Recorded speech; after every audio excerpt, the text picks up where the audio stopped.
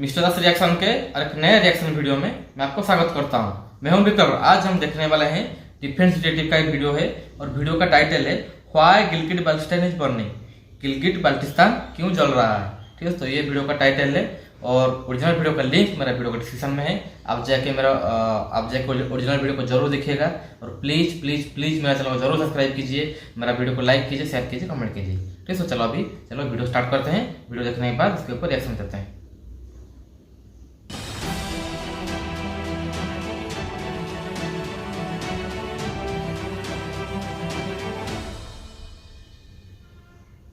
इस वीडियो में बताई गई सारी जानकारी पब्लिक प्लेटफॉर्म पर उपलब्ध है। इसमें ऐसी कोई जानकारी नहीं दी गई है जिससे हमारे सुरक्षा बलों की गोपनीयता भंग होती है। डिफेंस डिटेक्टिव सेना का सम्मान करता है और उन्हीं जानकारियों के आधार पर काम करता है जो सार्वजनिक रूप से मौजूद हैं।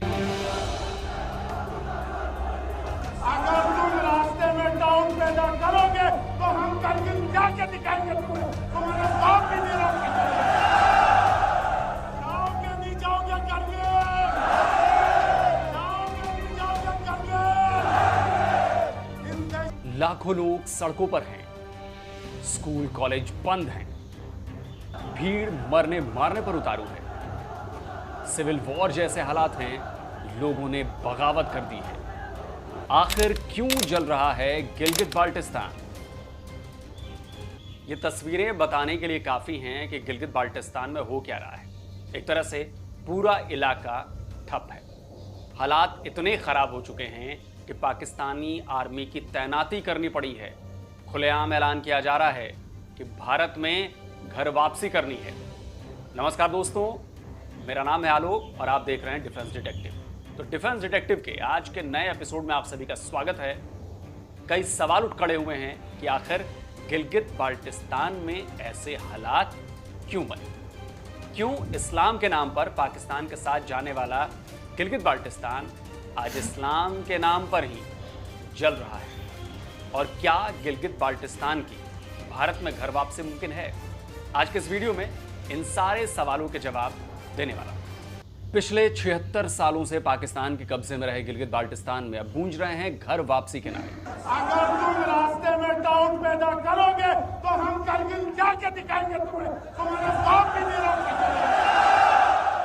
हंगामा इतना है कि पाकिस्तान को चीन से जोड़ने वाला काराकोरम हाईवे भी बार बार बंद कर दिया जा रहा है। सड़कों पर सैकड़ों हजारों नहीं बल्कि लाखों की भीड़ उमड़ रही है।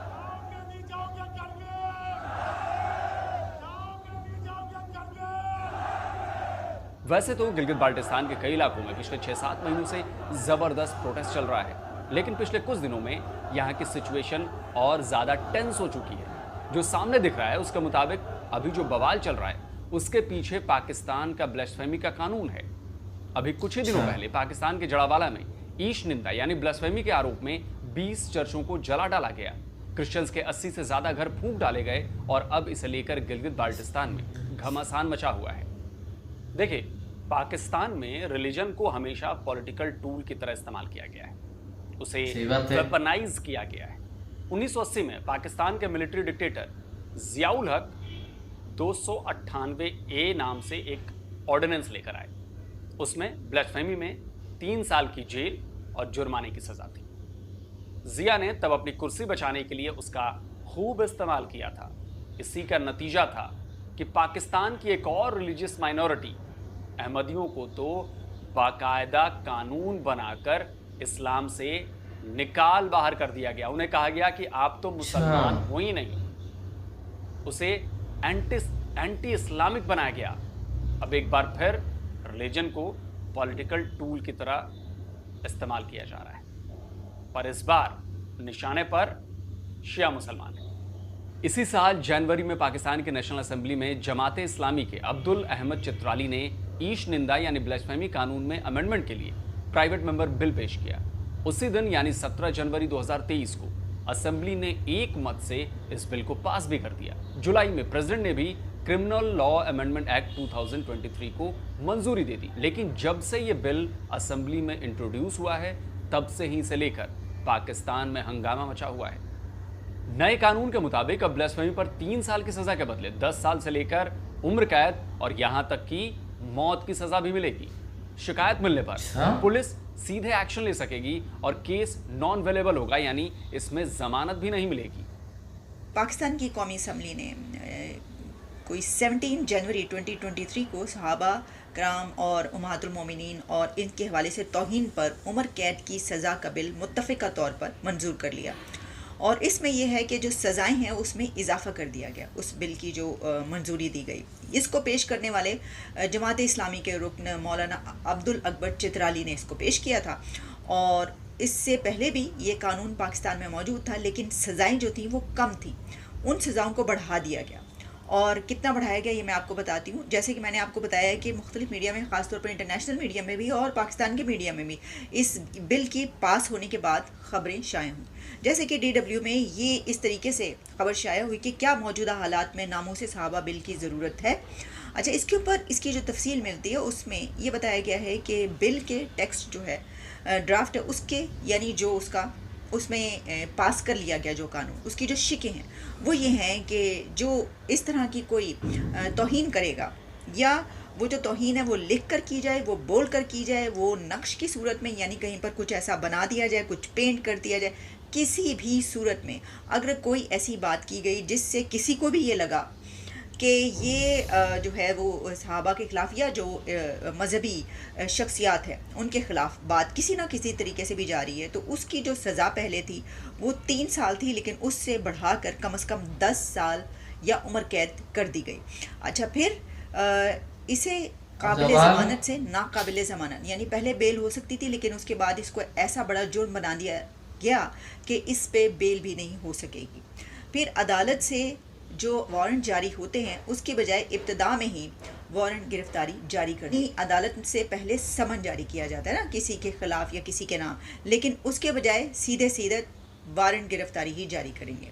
तो इसका मतलब ये हुआ कि दानिस्ता नादानिस्ता या किसी के गलत इल्ज़ाम लगाने पर भी किसी का अगर कोई अपना कोई बदला लेने के लिए किसी के ख़िलाफ़ कोई गलत इल्ज़ाम लगाता है, तो तब भी जैसा कि बहुत ज़्यादा होता है, ये हम जानते हैं कि हमारे मुल्क में ऐसा बहुत ज़्यादा होता है, तो उस सूरत में भी ये तमाम सज़ाएं जो हैं वो उस शख्स को मिलेंगी। पर बात उतनी सीधी है नहीं जितनी दिखती है। सुन्नी मुसलमानों की तरफ से बेहद सोच समझकर, बेहद चालाकी से इस कानून को लेकर आया गया है, क्योंकि पाकिस्तान का जो कंट्रोल है वो उसे किसी भी कीमत पर खोना नहीं चाहते हैं। लोगों को पता चल गया कि इस नए कानून का सबसे ज़्यादा नुकसान किसे होगा। जाहिर सी बात है, वहाँ की माइनॉरिटीज़, बात खुल गई तो इसके खिलाफ आवाज़ें भी उठने लगी। शिया मुसलमानों ने सीधे सीधे इस कानून को एंटी शिया कानून करार दे दिया। एक बयान गिलगित बाल्टिस्तान से भी आया जिसने आग को और ज़्यादा भड़का दिया। स्कर्दू में रहने वाले शिया धर्मगुरु आगा बाकिर अल हुसैनी ने इस कानून के खिलाफ बयान दिया। उन्होंने स्कर्दू उलेमा काउंसिल में इस कानून के जरिए शियाओं को निशाना बनाने का आरोप लगाया था। बस फिर क्या था, 22 अगस्त को सुन्नी बहुल इलाकों में प्रोटेस्ट शुरू हो गए। आगा बाकिर के खिलाफ FIR रजिस्टर करने की मांग को लेकर सुन्नियों ने काराकोरम हाईवे जाम कर दिया। इसके बाद पुलिस ने मौलाना आगा बाकिर के खिलाफ FIR फाइल कर ली। बाकिर को अरेस्ट करने की तैयारी थी, इससे पहले ही बाकिर के सपोर्टर्स सड़क पर उतर आए। न केवल एडमिनिस्ट्रेशन को बाकिर की अरेस्टिंग को लेकर चेतावनी दी, बल्कि खुलेआम भारत से मिलने की भी बात कही। हमें नहीं जाना तुम्हारे मुल्क पे, खोलो करगिल का रास्ता, खोलो हमारा तारीखी रास्ता, हम करगिल की तरफ जाएंगे। वहीं दूसरी तरफ एक सुन्नी धर्मगुरु काजी निसार के इमाम मेहदी पर दिए बयान को लेकर भी हंगामा मचा हुआ है। अब शिया कम्युनिटी काजी की गिरफ्तारी की डिमांड कर रही है। हैरान करने वाली बात यह है कि पाकिस्तानी सरकार भारत पर प्रोपेगेंडा करने का आरोप लगा रही है। क्लेम किया जा रहा है कि गिलगित बाल्टिस्तान में everythings are okay and under control. तो भाई पाकिस्तानियों, ये बताओ कि जब सब अंडर कंट्रोल है तो गिलगित बाल्टिस्तान में पिछले कई दिनों में इंटरनेट क्यों बंद कर दिया गया? कई इलाकों में तो अभी भी इंटरनेट बंद है। पाकिस्तानी आर्मी को क्यों डिप्लॉय किया गया है अगर सब कुछ सही है तो, सब कुछ अंडर कंट्रोल है तो? और सबसे बड़ी बात, अमेरिका, कनाडा और ब्रिटेन ने अपने सिटीजन्स को गिलगित बाल्टिस्तान में जाने को लेकर एडवाइजरी क्या इंडिया के कहने पर जारी की है?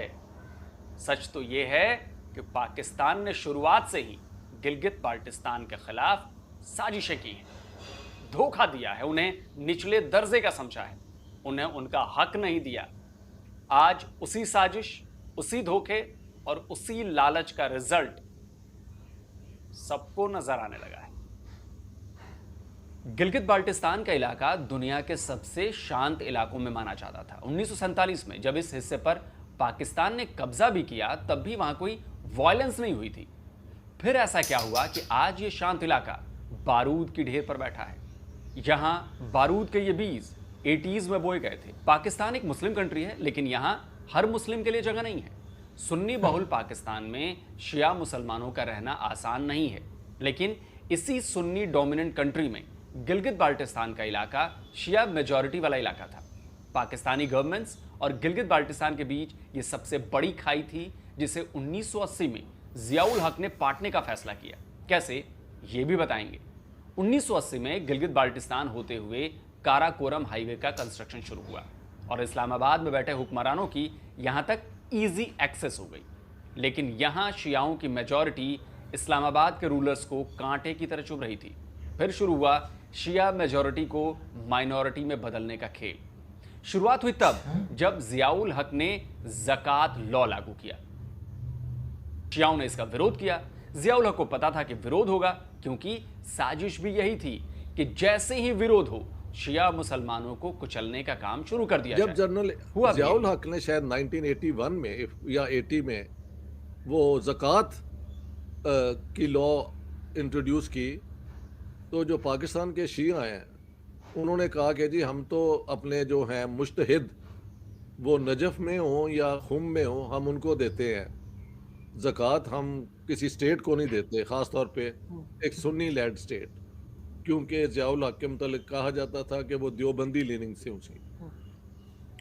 उस पर फिर पहला झगड़ा हुआ है पाकिस्तान के अंदर मुख्तलिफ इलाकों में। फिर बाद में दोनों तरफ से एक्सट्रीमिज़म हुई, उधर से तबर्रा हुआ, इधर से मुहर्रम के ऊपर अटैक होने शुरू हो गए। लेकिन गिलगित बल्तिस्तान में अब पिछले चंद सालों से ये बहुत एक्टिविटी हो रही है और मुझे लगता है कि वहाँ पे जो शिया हैं वो और इजहार अली हुंजई एक स्कॉलर हैं। गिलगित बाल्टिस्तान के रहने वाले इजहार पाकिस्तान में आगा खां रूरल सपोर्ट प्रोग्राम के सीईओ रह चुके हैं। श्रीलंका में ग्लोबल वाटर पार्टनरशिप प्रोग्राम के regional coordinator for Asia and Africa और श्रीलंका में ही इंटरनेशनल वाटर मैनेजमेंट इंस्टीट्यूट में सीनियर साइंटिस्ट रह चुके हैं। इसके अलावा भी वो कई बड़ी पोस्ट पर काम कर चुके हैं। 22 जनवरी 2013 को United states institute of peace की वेबसाइट पर उनकी एक स्पेशल रिपोर्ट पब्लिश हुई थी। टाइटल था कॉन्फ्लिक्ट डायनेमिक्स इन गिलगित बाल्टिस्तान। यह रिपोर्ट गिलगित बाल्टिस्तान में बढ़ते कट्टरपंथी हिंसक वारदातों की वजहों को तलाश रही थी। इस रिपोर्ट के कंक्लूजन में जो कुछ भी इजहार अली हुंजई के द्वारा लिखा गया, उससे आपको साफ हो जाएगा कि किस तरह योजनाबद्ध तरीके से गिलगित बाल्टिस्तान के शिया मुसलमानों को खत्म करने की साजिश रची गई। सबसे ज्यादा हैरान करने वाली बात यह है कि शिया मुसलमानों के इस नरसंहार में पाकिस्तानी आर्मी भी शामिल थी और इसका सबूत भी मैं आपको दूंगा। सुन्नी बहुल पाकिस्तान के गिलगित बाल्टिस्तान में शिया मेजॉरिटी में थे। इजहार हुंजई लिखते हैं, काराकोरम हाईवे बनने के बाद आइसोलेटेड रहने वाले इस इलाके में बदलाव नजर आने लगे। 1983 में पहली बार शिया सुन्नी विवाद एक वायलेंट क्लैश में बदल गया। इसके बाद 1988 में शियाओं की मास किलिंग की गई। इजहार की रिपोर्ट बताती है कि पहले ये अफवाह फैलाई गई कि शियाओं ने कई सुन्नियों को मार डाला है। इसके बाद साउथ की तरफ से हजारों हथियारबंद कबायली गिलगित बाल्टिस्तान पहुंचे और उन्होंने शियाओं का कत्लेआम शुरू कर दिया। 400 से ज्यादा शिया मुसलमानों की हत्या की गई। शियाओं के कई गांव जला दिए गए। कोई ये न कहे कि यह घटना झूठी है, इसलिए सबूत के तौर पर मैं आपको पाकिस्तानी अखबार द डॉन की एक रिपोर्ट दिखाता हूं। 23 सितंबर 2012 को अहमद अली अफानी की रिपोर्ट है, जिसकी हेडिंग है सेक्टेरियन एम्ब्रोग्लियो, यानी हिंदी में कहूं तो सांप्रदायिक गड़बड़ी। यह रिपोर्ट बताती है कि 1988 में गिलगित बाल्टिस्तान में शियाओं को खुलेआम मारा जा रहा था और मारने वाले पाकिस्तानी आर्मी की वर्दी में थे। कुछ रिपोर्ट्स का क्लेम है कि 1988 को ईद के दिन गिलगित बाल्टिस्तान में 3000 शिया मुसलमानों का कत्ल किया गया था। इसकी पुष्टि 2013 में इंटरनेशनल ह्यूमन राइट्स ऑब्जर्वर में गिलगित बाल्टिस्तान चैप्टर पर छपी रिपोर्ट से होती है, जिसमें 1988 में नरसंहार में 3000 लोगों को मारने की बात कही गई है। इसमें यह भी लिखा गया है कि इस नरसंहार में 900 महिलाएं विधवा और 2500 बच्चे अनाथ हो गए। इसके बाद साल 2012 में भी शियाओं की टारगेट किलिंग की गई। गिलगित बाल्टिस्तान से इस्लामाबाद के रास्ते में शियाओं को चुन चुन कर मारा गया। गिलगित में पाकिस्तानी आर्मी के सपोर्ट से आतंकवादियों ने कई लोगों की जान ले ली। 4 बसों में सवार शिया ट्रैवलर्स को चुन चुनकर बस से उतारा गया और फिर पॉइंट ब्लैंक रेंज से उन्हें गोली मार दी गई। भारत के मुसलमानों पर घड़ियाली आंसू बहाने वाला पाकिस्तान अपने यहाँ के शिया मुसलमानों पर हो रहे जुल्म पर चुप्पी साध लेता है। रिपोर्ट्स भी बताती हैं कि पिछले 8 साल में 4000 शिया मुसलमानों को पाकिस्तान में मारा जा चुका है और इस रिपोर्ट की सच्चाई साबित होती है आए दिन पाकिस्तानी मस्जिदों में होने वाले धमाकों से। जिन मस्जिदों में ब्लास्ट किया जाता है उनमें से ज्यादातर मस्जिदें शिया मुसलमानों की। इन धमाकों में सैकड़ों शिया मुसलमान मारे जा चुके हैं, पर पाकिस्तान को सिर्फ भारत के मुसलमानों पर होने वाला फर्जी जुल्म दिखता है और उसे अपने देश में शिया मुसलमानों को मार रहे सुन्नी मुसलमानों का हुजूम नजर नहीं आता, जिसकी शुरुआत इस्लामिक देश जनरल जियाउल हक इस्लामिक की कंट्री में मुसलमान सिर्फ जनरल नहीं। जिया ने गिलगित बाल्टिस्तान में शिया मेजॉरिटी को माइनॉरिटी में बदलने के लिए यूज किया था। इस मास किलिंग का रिजल्ट ये हुआ कि जो शिया पहले इस इलाके में मेजॉरिटी में थे उनकी आबादी बहुत तेजी से घटी है। साउथ एशिया मॉनिटर ने 1 सितंबर 2020 में गिलगित बाल्टिस्तान में हो रहे डेमोग्राफिक चेंज पर एक आर्टिकल पब्लिश किया था। इस आर्टिकल में बताया गया था कि 1947 में गिलगित बाल्टिस्तान में शियाओं की आबादी 80% थी, जो घटकर साल 2020 में केवल 39% रह गई है, यानी आधे से भी कम रह गई है। वो कहते हैं ना कि जुल्म जब अपनी सारी हदें पार कर जाता है तो विद्रोह होता है। गिलगित बाल्टिस्तान अगर आज पाकिस्तान के जुल्म से परेशान होकर भारत में शामिल होने की बात कर रहा है, वहाँ के लोग पाकिस्तान के खिलाफ विद्रोह कर रहे हैं, तो इसकी वजहें भी। शियाओं को ख़त्म करने के साथ साथ पाकिस्तान ने शुरू से ही उनका हक भी मारा है।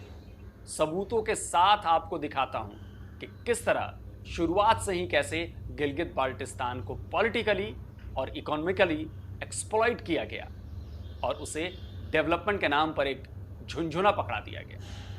दरअसल गिलगित बाल्टिस्तान की कहानी भी पाक ऑक्युपाइड कश्मीर की तरह ही है। पाकिस्तान को इन दोनों रीजंस की केवल ज़मीन चाहिए, लोग नहीं। क्या आपको पता है कि गिलगित बाल्टिस्तान में पहली यूनिवर्सिटी कब खुली? हम बताते हैं आपको। यह साल था 2002, यानी पाकिस्तान बनने के 55 साल बाद। परवेज़ मुशर्रफ तब पाकिस्तान के प्रेसिडेंट थे और तब यहां पर काराकोरम यूनिवर्सिटी खोली गई थी। वैसे आप जानकर हैरान रह जाएंगे कि काराकोरम यूनिवर्सिटी केवल नाम की यूनिवर्सिटी है। इस यूनिवर्सिटी के बड़े हिस्से पर पाकिस्तानी आर्मी का कब्जा है। गिलगित बाल्टिस्तान के लोग ही इसके खिलाफ सोशल मीडिया पर आवाज उठाते रहते हैं, लेकिन उनके सुनने वाला कोई नहीं है। दूसरी यूनिवर्सिटी ऑफ बाल्टिस्तान साल 2017 में खोली गई। अब तक यहाँ ना तो कोई मेडिकल यूनिवर्सिटी है, ना ही कोई टेक्निकल यूनिवर्सिटी है। हजारों स्टूडेंट्स को हायर एजुकेशन के लिए पाकिस्तान जाना पड़ता है।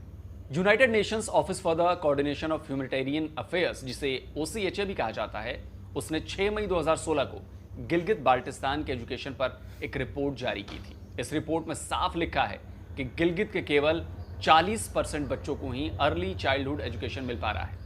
पाकिस्तान में न्यूज़पेपर डॉन ने 18 अक्टूबर 2009 को गिलगित बाल्टिस्तान के एजुकेशन पर एक खबर छापी थी। टाइटल था education in Gilgit and Baltistan. इसमें लिखा था कि गिलगित बाल्टिस्तान में ज़्यादातर रूरल इलाके हैं और यहाँ अर्बन और रूरल इलाकों के एजुकेशन लेवल में बहुत ज़्यादा फ़र्क है। बात सिर्फ इतनी नहीं है, बल्कि हर तरफ से गिलगित बाल्टिस्तान के लोगों को दबाया जा रहा है। उन्हें छोटी से छोटी चीज़ के लिए तरसाया जा रहा है। 76 ईयर्स हो गए, लेकिन आज भी वहाँ के लोगों को ना तो ढंग की सड़कें नसीब हैं, ना नदी नालों पर पुल नसीब हैं और ना ही पढ़ाई के लिए ढंग के स्कूल ही नसीब है। सबसे बड़ी बात यह है कि गिलगित बाल्टिस्तान से काराकोरम हाईवे तो गुजर रहा है, लेकिन इस इलाके के अंदर की सड़कों की हालत खस्ता है। ग्रामीण इलाकों में इंफ्रास्ट्रक्चर का हाल आप इन तस्वीरों में देख सकते हैं। कहीं बच्चों को उफनती नदी रस्सी से लटक कर पार करनी पड़ती है, तो कहीं पुल ऐसे हैं जैसे उन पर चलना मौत को दावत देना हो। गिलगित बाल्टिस्तान में फीमेल एजुकेशन का रेशियो तो कम है ही, उसके पीछे इंफ्रास्ट्रक्चर ना होने के साथ साथ एक और बड़ी वजह है, वो वजह है टेररिज्म। शिया मेजॉरिटी वाले इस इलाके में स्कूलों पर टेररिस्ट अटैक कोई नई बात नहीं है। कुछ साल पहले गिलगित बाल्टिस्तान के चिलास में 12 स्कूलों को एक साथ जला दिया गया था और इनमें ज़्यादातर स्कूल लड़कियों के थे। लास्ट दिसंबर में नामालूम अफराद ने 12 स्कूलों को तबाह कर दिया। तबाह होने वाले स्कूलों में अक्सरियत गर्ल्स स्कूल्स की है। 10 स्कूल्स को आग लगाई गई, 2 स्कूलों को बारूदी मवाद से उड़ाया गया। पाकिस्तान की हर सरकार गिलगित बाल्टिस्तान में नए प्रोजेक्ट्स अनाउंस तो करती है, लेकिन वो सिर्फ कागजों पर ही रह जाते हैं। हकीकत में जमीन पर वो उतर ही नहीं पाते। अब आपको बताता हूं कि गिलगित बाल्टिस्तान से कैसे उनका सियासी हक भी छीन लिया जाता है। ज्यादा पुरानी बात नहीं, बिल्कुल नई बात है, आपको दिखाता हूं। जब पाकिस्तान के प्राइम मिनिस्टर इमरान खान थे तो उनकी पार्टी को गिलगित बाल्टिस्तान में भी हुए चुनाव में मेजॉरिटी मिली थी। खालिद खुर्शीद खान गिलगित बाल्टिस्तान के सीएम थे, लेकिन जैसे ही इमरान खान को पीएम की पोस्ट से हटाया गया, उन पर कई केस फाइल कर दिए गए। वैसे ही शहबाज शरीफ की सरकार ने गिलगित बाल्टिस्तान की गवर्नमेंट को निशाना बनाना शुरू कर दिया। पहले तो खालिद खुर्शीद खान पर स्टेट पुलिस का इस्तेमाल इमरान की सिक्योरिटी के लिए करने का आरोप लगाया और फिर फर्जी डिग्री केस में खुर्शीद को डिस्क्वालीफाई कर दिया गया। जुलाई में जब जीबी की असेंबली में नया सीएम इलेक्ट होने जा रहा था, उससे ठीक पहले पुलिस फोर्स असेंबली के अंदर पहुंच गई और उसने पूरी असेंबली को ही सील कर दिया। कोशिश ये थी कि असेंबली में किसी तरह पीटीआई की मेजॉरिटी खत्म की जाए। इतना ही नहीं, कुछ ही दिनों पहले खालिद खुर्शीद पर जानलेवा हमला भी किया गया, जिसमें उनकी जान बाल बाल बची। गिलगित बाल्टिस्तान में पाकिस्तानी आर्मी की इन्वॉल्वमेंट बहुत ज़्यादा है। आर्मी पॉलिटिकल मैनिपुलेशन भी खुलकर करती है। गिलगित बाल्टिस्तान में अभी जो हो रहा है, उसके पीछे पाकिस्तानी आर्मी का बहुत बड़ा रोल है, बहुत बड़ी भूमिका है। और ये बात मैं नहीं कहता, ये मैं नहीं कह रहा, ये बात खुद पाकिस्तानी आर्मी से रिटायर्ड एक कर्नल बता रहे हैं।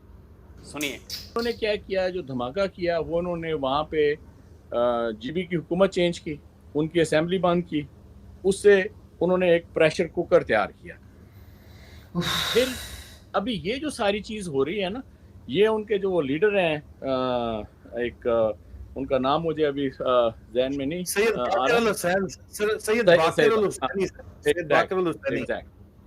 अभी आप सोचें कि वो ये सारे लोग जो हैं, ये कौन है, ये शिया लोग हैं, ठीक है।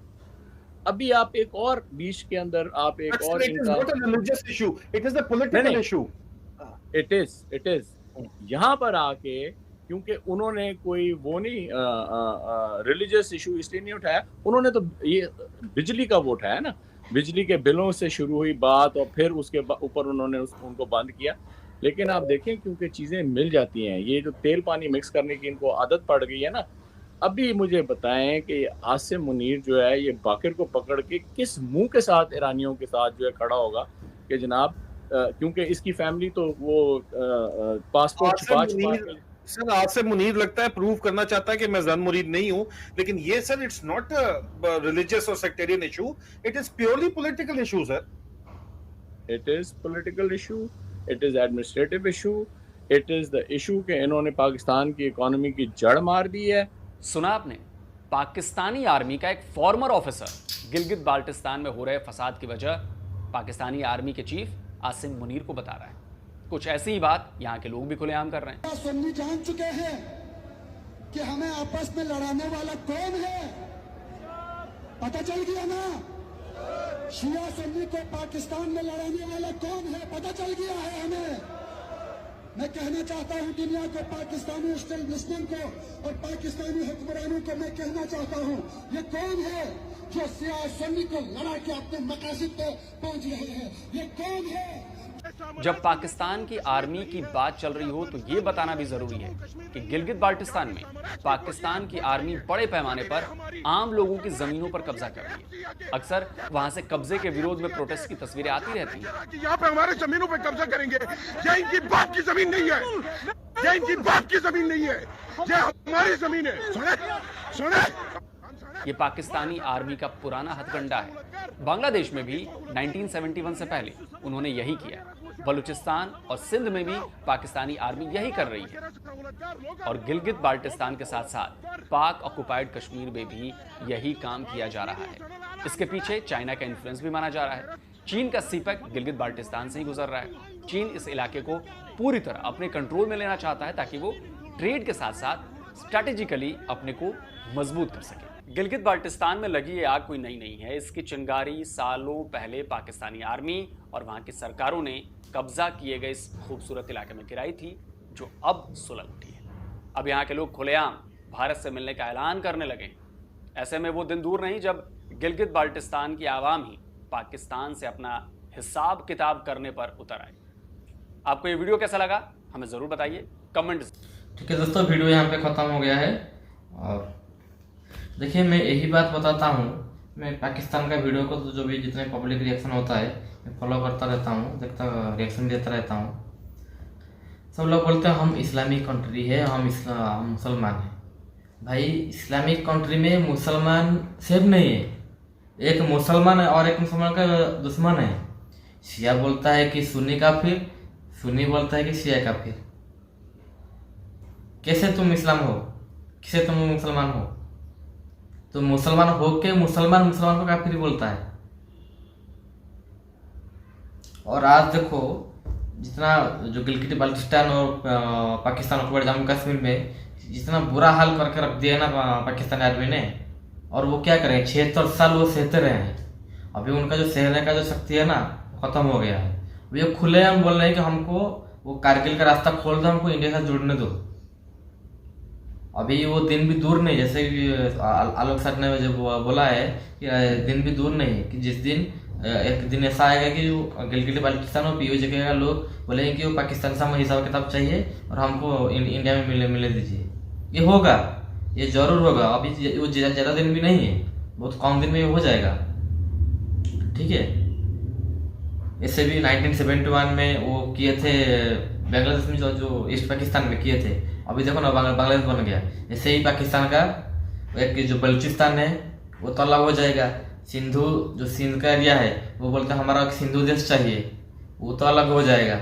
इधर गिलगित बाल्टिस्तान और पीओजे के वो तो हमारा इंडिया का हिस्सा है, वो इंडिया में आ जाएगा। ओनली बच जाएगा, ओनली लाहौर और रावलपिंडी, वो जो छोटा सा एक दो स्टेट है वही बच जाएगा। अकल के अंधो पाकिस्तानियों, थोड़ा समझो। तुम लोगों को तो आपस में कौन भिड़ा रहा है, कौन आपस तुमको लड़ा रहा है? ठीक है दोस्तों, वीडियो को यहीं पे वाइंड अप करते हैं। आलोक भाई का वीडियो बहुत इन्फॉर्मेटिव रहता है, वो पूरा प्रूफ के साथ वीडियो बनाते हैं और वीडियो बहुत मस्त था, बहुत बवाल था वीडियो।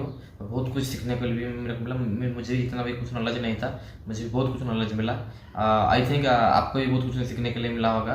वीडियो को यहीं पे वाइंड अप करते हैं और आपके साथ मिल रहा होगा और एक नया रिएक्शन वीडियो में। तब तक के लिए जय हिंद, जय भारत, जय जगन्नाथ।